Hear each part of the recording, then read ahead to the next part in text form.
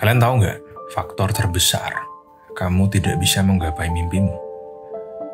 Bukan orang tuamu, bukan lingkunganmu, dan bukan uangmu. Tapi rasa takut. Hidup baru dimulai ketika kamu keluar dari zona nyamanmu. Waktu itu saya lagi dalam perjalanan untuk mendaki Gunung Kilimanjaro di Tanzania. Puncak ketiga dari 7 puncak tertinggi di dunia. Dan puncak pertama yang saya daki dalam perjalanan saya menaklukkan 7 puncak tertinggi. Dan tentunya puncak yang paling murah. Buat satu orang kurang lebih cuma butuh 150 juta. Itu saya pakai tour guide yang VIP dan porter kurang lebih 12 orang. Waktu perjalanan dari Indonesia, saya sangat excited. Tapi ketika saya melihat Gunung Kilimanjaro dari jauh, saya mulai takut. Puncak gunung itu ditutupi salju, yang saya yakin pasti sangat dingin. Saya pun sempat ngeblank karena membayangkan gimana jika nanti saya mati di gunung itu. Akhirnya guide-nya pun menanyakan kepada saya apakah saya jadi mendaki atau tidak. Saya bilang, "Bentar Pak, saya ngerokok dulu." Sambil ngerokok, saya liatin gunungnya, dan ada suara di kepala saya yang bilang, "Enggak, kamu nggak akan bisa mendaki gunung ini." Tapi tiba-tiba saya tersadar dan teringat pengalaman pertama saya mendaki. Dan saya sadar bahwa kayaknya nggak semenyeramkan seperti apa yang saya pikirkan. Dan akhirnya saya mantap untuk jadi mendaki. Dan semenjak itu, dunia saya berubah. Pernah nggak kalian berpikir, saya nggak bisa keluar dari kerjaan ini karena saya nggak yakin saya akan dapat pekerjaan yang lebih bagus? Atau saya takut untuk memulai hubungan lagi karena saya takut terluka lagi? Dan berbagai macam pemikiran negatif lainnya. Kalau setiap saya berpikir negatif atau takut, saya akan mengambil nafas panjang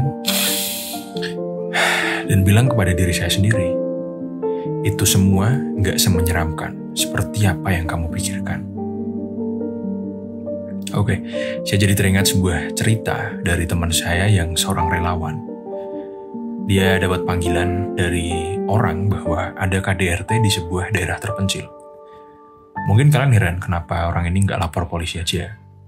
Tapi kita semua tahu, mungkin kalau terkadang lapor polisi itu prosesnya malah tambah ribet dan mungkin membahayakan si pelapor. Oke, lanjut. Teman saya pun bersama tim relawannya datang ke desa itu untuk menyelamatkan wanita yang di KDRT. Ketika sampai di sana, si wanita ini masih muda, 18 tahun, dan ternyata dia nggak cuma dikerasi secara fisik, tapi secara emosional juga. Wanita ini badannya banyak sekali memar dan luka, bergetar setiap saat, dan nggak berani melihat mata teman saya. Di wajahnya terlihat jelas ketakutan, anxiety, dan rasa malu. Dan ketika teman saya menawarkan bantuan, wanita ini menolak dan kembali kepada suaminya. Seminggu sekali tim relawan datang ke rumah wanita ini, tapi selalu ditolak. Dan memar di tubuh wanita ini semakin bertambah. Meski wanita ini tahu kalau dia harus pergi dari suaminya, tapi dia juga takut dengan dunia luar. Karena dia sudah menikah dengan suaminya sejak dia umur 14 tahun, dan kehidupannya pun selalu bergantung pada suaminya. Dan dia nggak yakin dia bisa hidup mandiri setelah pergi dari suaminya. Akhirnya teman saya nggak sabar. Setelah bukti terkumpul cukup, dia lapor polisi dan akhirnya bisa melepaskan wanita itu dari suaminya. Wanita itu dibantu oleh para relawan untuk menghilangkan traumanya. Dan setelah 3 bulan konseling dan pelatihan, keajaiban datang. Wanita itu mulai percaya diri lagi dan mendapatkan kehormatannya kembali sebagai manusia. Melangkah keluar dari rasa takutnya, anxiety, dan rasa malu. Mendapatkan pekerjaan baru sebagai kasir di sebuah toko sembako, dan akhirnya bisa hidup mandiri.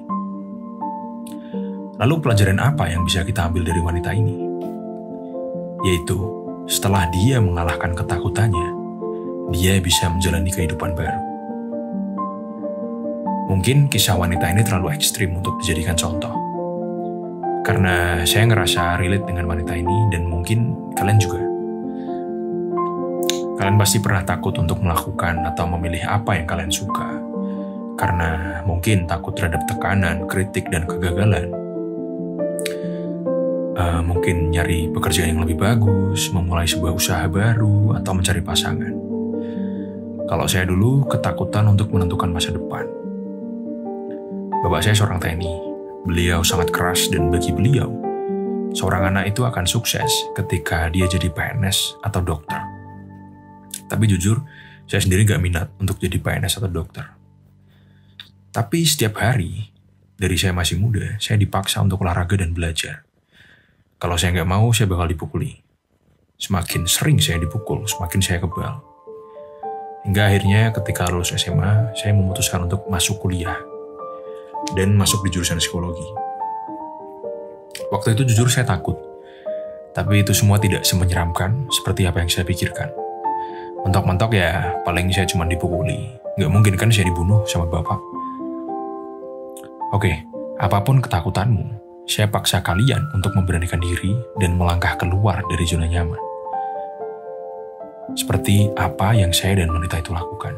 Dan saya yakin kalian akan berhasil. Ingatlah, semua itu tidak semenyeramkan seperti apa yang kamu pikirkan. Dan kalian harus tahu bahwa kalian itu jauh lebih kuat dan lebih siap dari apa yang kalian pikirkan tentang diri kalian sendiri. Saya jadi teringat sebuah cerita lain tentang melangkah menuju ketidakpastian. Cerita ini dari salah satu klien saya, sebut saja si A. Dia konsultasi bisnis ke saya, tapi anehnya dia sendiri tidak ada ide dan keberanian untuk memulai berbisnis. Setelah muter otak berkali-kali, akhirnya kita berdua menemukan apa yang dia takutkan. Dia hidup dengan sangat nyaman. Hidupnya selalu lancar dan berhasil dari dia kecil. Dan pada saat itu dia bekerja di sebuah perusahaan besar di Indonesia dengan jabatan yang tinggi. Kerjanya juga enak dari jam 9 pagi sampai jam 5 sore. Gajinya juga banyak banget ya menurut saya. Waktu itu seingat saya setidaknya lebih dari 30 juta. Tapi setiap sesi konsultasi, bukannya kita malah bahas bisnis, tapi dia selalu sambat atau komplain tentang pekerjaannya dan kehidupannya. Karena hidupnya dari kecil selalu lancar, dia tidak pernah mengalami kegagalan, dan akhirnya dia menjadi takut kepada kegagalan karena itu. Hingga pada suatu hari, saya ditelepon dia.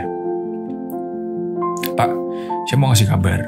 Beberapa hari ini saya ketemu psikolog, dan saya semakin mantap untuk melangkah.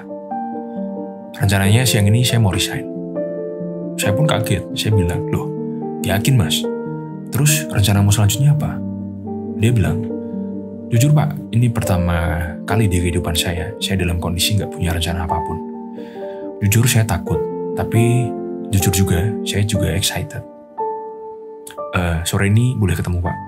Saya ingin konsultasi beberapa hal tentang bisnis yang saya pikirkan. Sore itu pun kita ketemu dan akhirnya menemukan konklusi bahwa dia akan lanjut S3 sambil menjalankan sebuah usaha kelas menengah dan belajar untuk terjun ke pasar saham. 2 tahun kemudian setelah dia kembali dari luar negeri, dia jadi klien saya lagi.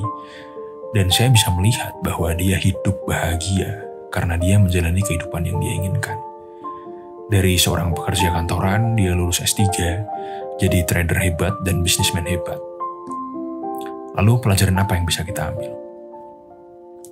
Seperti cerita saya, wanita itu dan teman saya si A. Kita semua punya ketakutan kita masing-masing kepada ketidakpastian terhadap masa depan. Meski saya sering bilang bahwa kalian harus sadar terhadap realita dan bahwa hidup itu tidak adil. Dan ada kemungkinan ketika kalian mempertaruhkan segalanya untuk mengejar mimpi atau kehidupan yang kalian mau, meski tidak ada jaminan bahwa kalian akan berhasil, tapi ingat, itu semua tidak semenakutkan seperti apa yang kalian pikirkan. Dan meskipun nanti kalian gagal, itu bakal worth it. Karena kalian gak akan ada penyesalan. Oke? Sekian dari kuliah kita hari ini. Jangan lupa like, share, dan subscribe.